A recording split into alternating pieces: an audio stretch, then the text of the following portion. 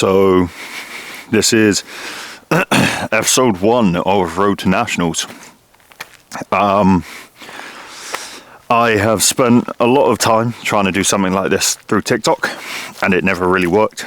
So I figured instead I would kind of turn that energy into YouTube, have a bit more fun kind of editing it all and going from there. But today we are halfway through our first week of getting ready for Nationals, and that means I've got variation squat and then cluster singles bench. So I got 3 row tempo doubles. Don't know how heavy we're going to go with those. I'm thinking maybe like mid 200s, but we'll see. By the end of the week, like end of next week, I'll probably be pushing 260 for the top set. That'd be the goal. That'd be nice. And then singles at 7 on bench is going to be an interesting one, because I have singles at 8 on bench on a Monday, and that was like 230, and that was just because I kind of messed up my form, made it more difficult than it should. So kind of got a bit of like reset to do.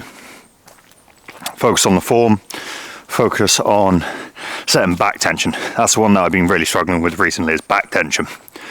And I'm looking forward to it, to be fair. It's going to be fun. It's nice. I finally started looking forward to training more again. There was a time where, not too long ago, training for me basically became a job. I rock up, I'd be staring at the door to my garage gym, and I was like, I don't want to be here. But in times like that, I just went, yeah, work now. You don't get to complain about work, you just do it. And that got me through those sessions, and I didn't enjoy them, and it showed. But at the end of the day, it doesn't matter, does it? It matters if you turn up. So, yeah, I'm looking forward to this comp though. It's Nationals. It's my chance to kind of throw my name into the ring. I'm in Group B, which is my fault. I was using a total from last year when I was a 105, and probably not a very strong 105. It was like a 775 total,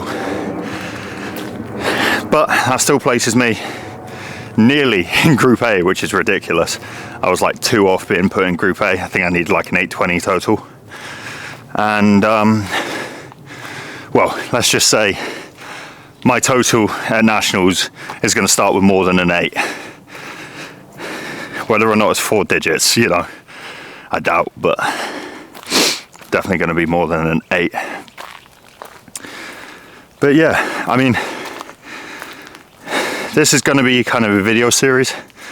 It's always going to start like this, because I walk up and down my lane to get like my steps in, get myself warmed up, because I don't have a cardio bike or anything. I train out my garage, don't have any fancy equipment. So if I need to get myself warmed up, I'm walking up and down my lane, and that's it. And I think there can be a lot said to sometimes not doing too much. It is cold right now, really cold. So turn the heater on in the gym and hope for the best. But let me know in the comments. I doubt anyone will watch many of these, but if you do, let me know in the comments whether or not you want me to do more of the kind of talking, going up and down the lane, or less. People have got questions or stuff, I can kind of do this as like a Q&A segment. But yeah, I want to try and make this as unedited as possible. I want to try and give you kind of an insight into someone's life without making it look all glamorous, because it's not. I wake up, I eat, I sit at my desk and I work, and then I go to the gym. I'm not flying out to Dubai. I'm not, earning millions. There's nothing glamorous about what we do, especially as powerlifters. There's no money in it. we hurt ourselves for the love of the sport. And a friend of mine, he put the sport of powerlifting in a very concise term, being we compete in a sport in which we lift heavy circles, in which one day we hope to lift slightly heavier circles. And if that doesn't sum up powerlifting to a T, I don't know what does. But yeah, I'll see you in the gym. So this is it. I'm back. This is the gym. It is literally just rack, bar, bench, and then here, let me just tilt the camera so you can see, we've got a deadlift platform. Just a bit of wood on the floor, right there. So yeah, man, I am basically just gonna start warming up and then get into my squash session. I gotta move all this stuff first though.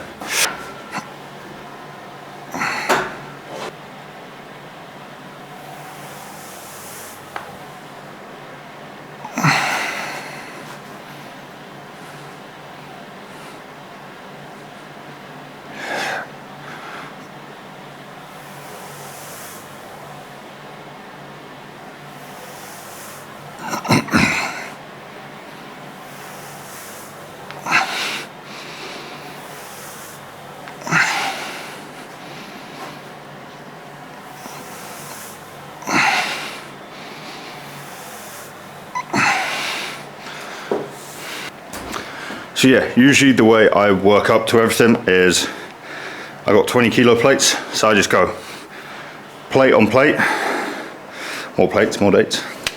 And if I'm working up to like 250-ish, then it's ascending, so I'll probably hit like 230, 240, 250. And I'll basically do plates up until 220. Makes my life easier.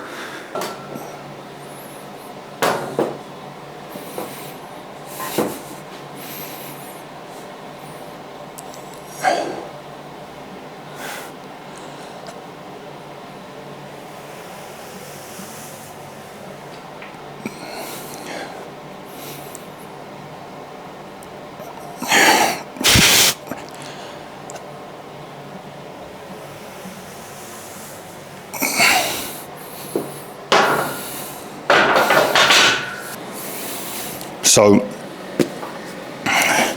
just in case anyone cared, I have this pre. And by the way, I'm not sponsored by any company. I have turned down quite a few. I refuse to, mainly because I am not going to let someone buy my opinion. This, so Murdered Out, Insidious, good pre.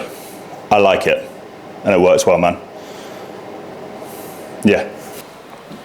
Yeah, usually I would have like music on. I've got like a big speaker just down there, but given that you guys would probably end up hearing that music, and therefore YouTube would end up hearing that music, and I don't own the copyrights to any of it because I'm not Lady Gaga or Deftones, I probably would get copyright striked. So instead, we're gonna lift in relative silence for you guys. I'll put some background music, but for me, I got Lady Gaga going in the left ear right now, so I can't really complain.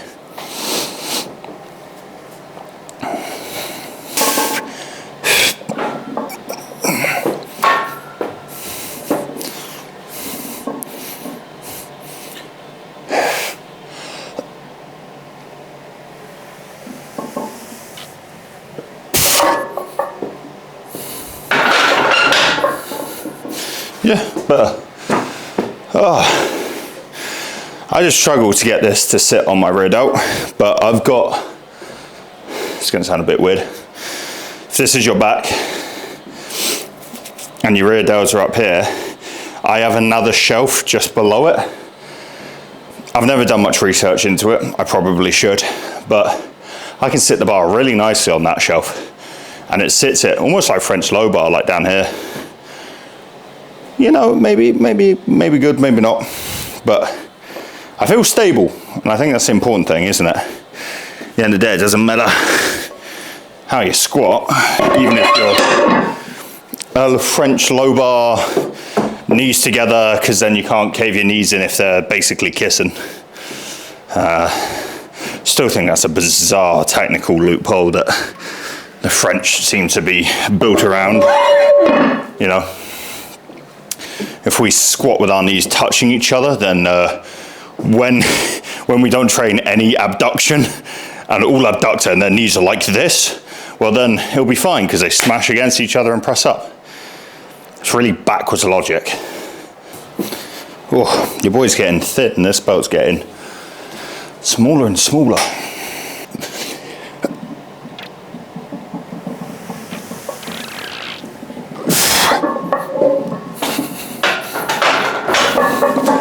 Well, that's moving really well like that.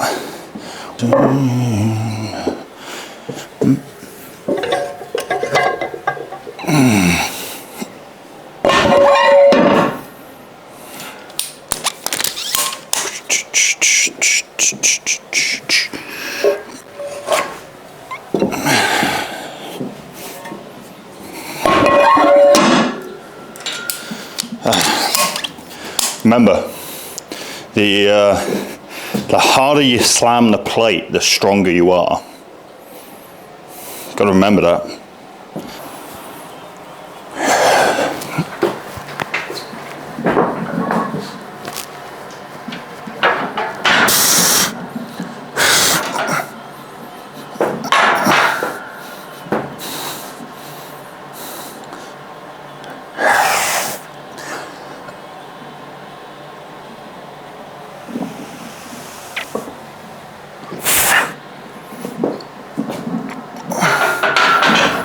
That was a bit of a weird one. Whoa. Okay, so my first set's going to be 230, 300 tempo, double at 5. Then I'll go 240, and then I'll see if I'm going to take another 10 or maybe like a 7.5 for my third. Obviously, I am, you know, aiming for a double at 8. I am just wary of overshooting, very wary of overshooting, because tomorrow I've got my comp single on deadlift and I do not want to mess that up. Sad that. The main point of these 300s is just to get me comfortable, keeping full foot pressure and just sitting into the squat without essentially getting a lot of movement in my feet or my upper body. So the idea is that even though it's 300, for me that 3 is going to be like a 1, 2, 3. Basically, I want it as slow as like snail sex.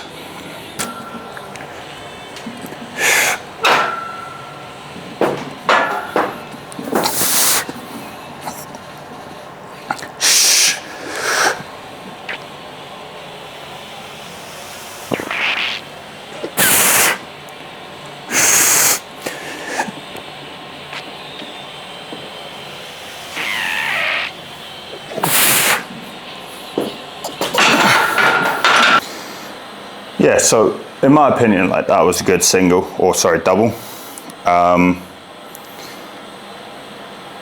Like, yeah, this lower bar position for me does seem to work better. I am quite a large portion of femur. So yeah, man, I can't really complain. For me, squats have always felt really weird. Yeah, just really alien. I feel like I have to give up way too much like upright in order to hit depth, just because like I'd need like that much knee flexion, and it of course just doesn't work. I'm not a Chinese weightlifter, so I don't have mad knee flexion, but yeah, it's all right. Like I'll stick to plan with the 240. A lot of people also seem to be a little bit stuck on whether or not they should use heels or flat.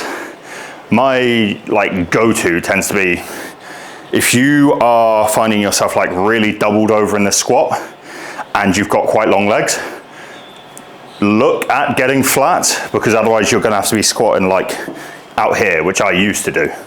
Obviously, maybe not that wide, but you have to massively expand your stance.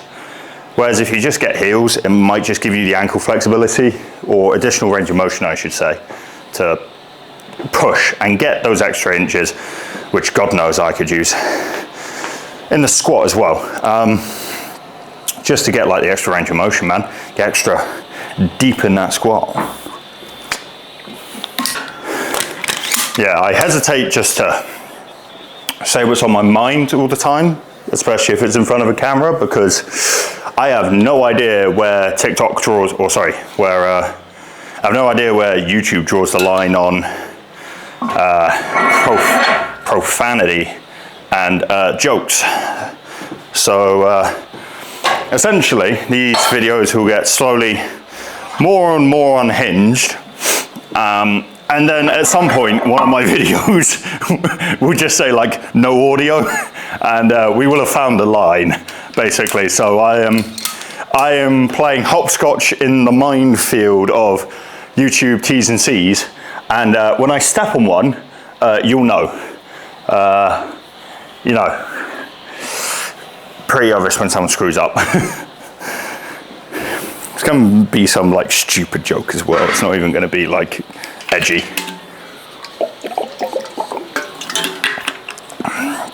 Guarantee it's some lame dad joke or something. But now for why we're all here. It's time to get out the old chicken legs. As I said, like, I train in my garage. It is not a heated garage. It is like separate from the house. It's a separate building. So yeah, I got like the tiniest little heater going just there, and that is all that is keeping me warm. So little tip, by the way, and again, definitely not sponsored by Primark. These black joggies that me and my mate Will got from Primark for Halloween like 2 years ago, these are triple XL. Bro, they are like fur lined on the inside. These are the hottest things on this planet, besides you. Yeah, like winter, if you find that your gym's a bit cold, or like you just kind of get cold, ladies, guys, everything else, get a pair of these. Cheap as hell because it's Primark, but they're great, love them. That and the black vest go hard. Also, quick question for powerlifters, because this is about like singlet colors. Why is it that like 90% of powerlifters want to dress like they're Batman? Like they refuse to wear any singlet that isn't like all black or like, let's say, all white. It's like monotone colors. Like, I thought the Phoenix kit looked sick. The light blue one as well, I think that's like the Neurus fleece from like SBD. That looks cool. I've never been one for just being like, oh yeah, I want to wear all black. Like, don't get me wrong, it's slimming, and trust me, heavyweight here, we could all use a little bit of that Photoshop slimming, but it's like they're afraid of color, man. It's weird.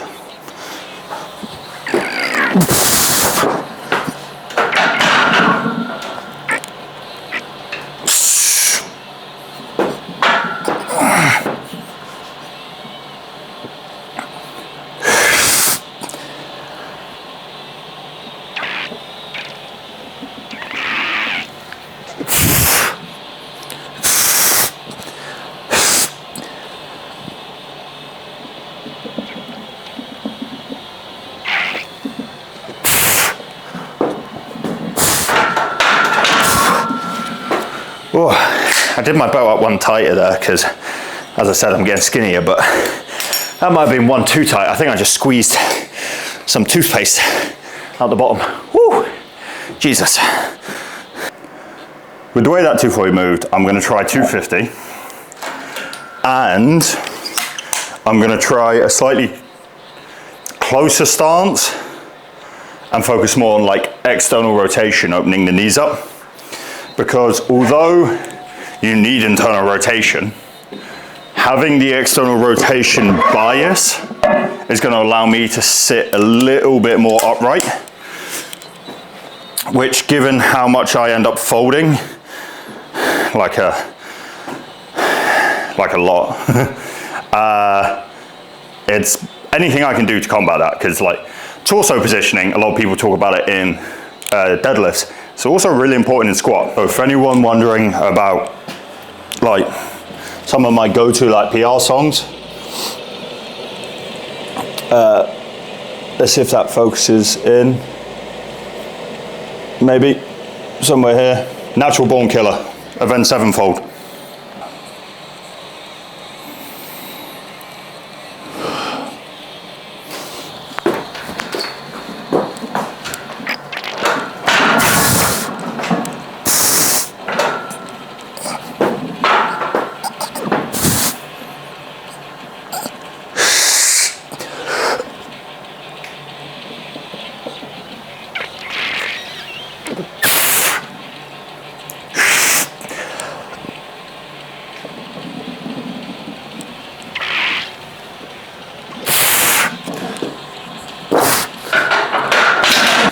For those of you more astute lifters, you would have seen what went wrong in that second rep, which is I hit depth, external rotation, and then I wasn't settled.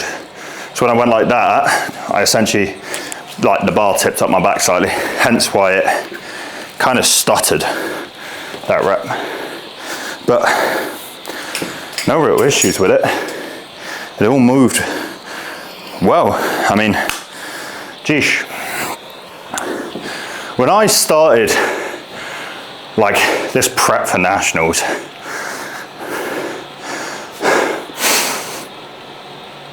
like a few months ago, like 4 or 5 months ago, my single at 7 on squat was 245. Normal squat, RP7 single, 245. And now I'm moving 250 for a double. First week after a deload, tempo. And mind you, I hit 277 and a half, for, which is 5 kilos below a personal best for me, at like at a push and 8. And I was on comp standard everything. So finally, I might have a squat that starts with a 3 and my parents can be slightly less disappointed. So yeah, bench now. I like bench. I got little T-Rex arms. And the only weird thing about this setup is I have a doormat basically to imitate like a rug, which is what you have at the higher levels for grip. Although I say grip, I've competed at some places where they've had like rug taped to the ground for bench and might as well not have been there. I just had to last and press, but still took a Southeast record, basically last and pressing. So kind of shows the standard of benching at the moment.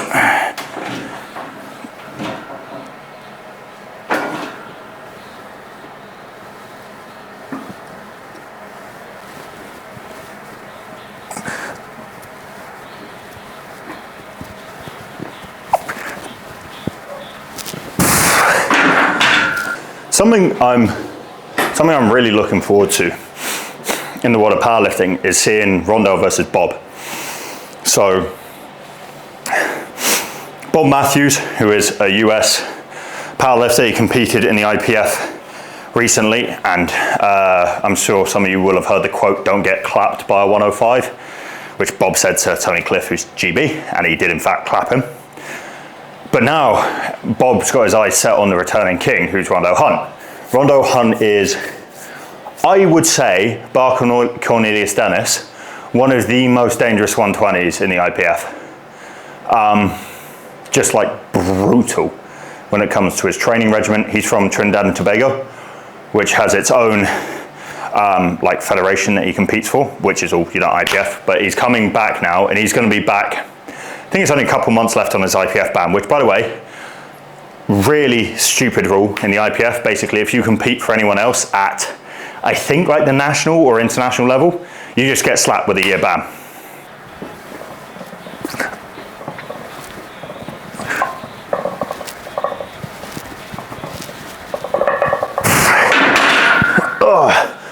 I know my bench is coming back because I'm getting hip cramp.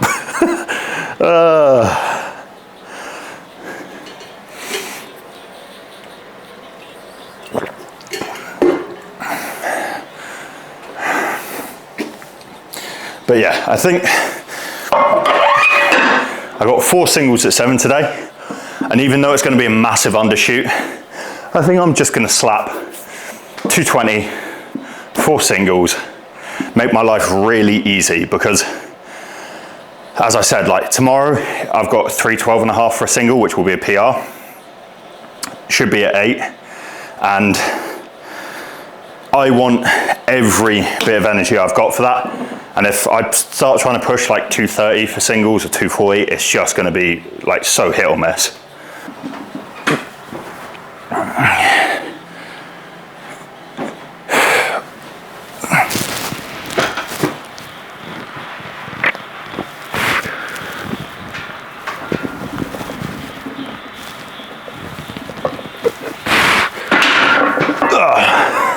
I'm gonna have to move my mic lower down onto the side because I set up, my shirt got pulled backwards and I just felt the mic hit me in the throat.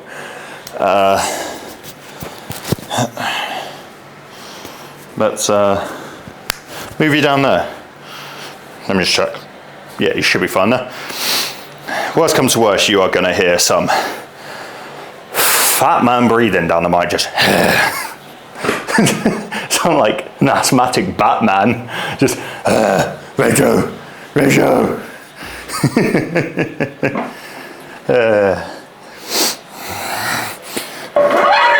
Where are they?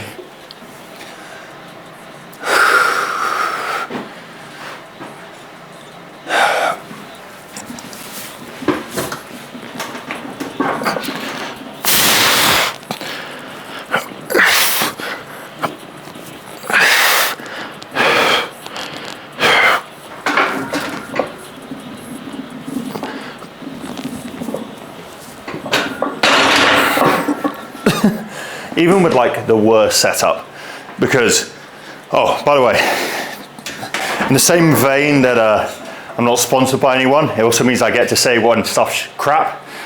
Mirror fit racks, do not get these if you're going to bench in them. I don't know if you can see that, but when you're trying to find the right height for your bench, a, like 3 inch, 2.5 inch jump is quite a lot. So I either have to bench with it, like, well, I've got to go into like this to unrack it, or I've got to like push it off my chin to unrack. So yeah, mirror fit, if you're listening, which you probably won't be, sort that out. Because I've been tempted many times to literally like weld a plate over here and then drill a hole in at the right height, because it's nasty, it's not fun. Right.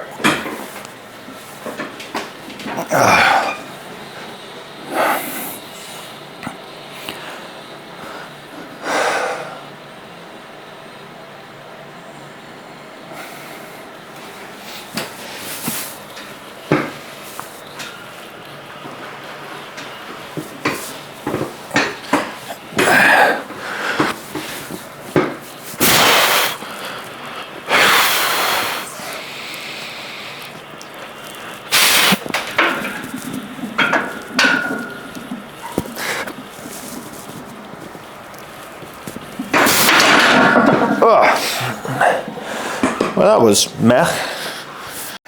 So yeah, my camera died. So my first ever upload to YouTube, my camera died, and I now know I need to get like a dummy battery or a second battery or something, but all you missed was a top singlet 220 and then some close grip back off work. Not anything crazy, not anything spectacular. I then went and stretched, which I think is really important. A lot of people don't really stretch enough. And then yeah, dinner.